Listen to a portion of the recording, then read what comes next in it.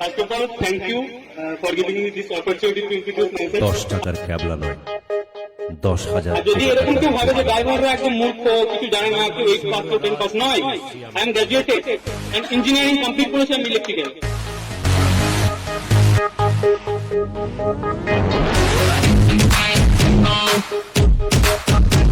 আমি made in Kolkata, বুকে স্বপ্নের জাল পাতা, ধুম ধামাকা বারুদ ঠাসা, দু চোখের পাতা।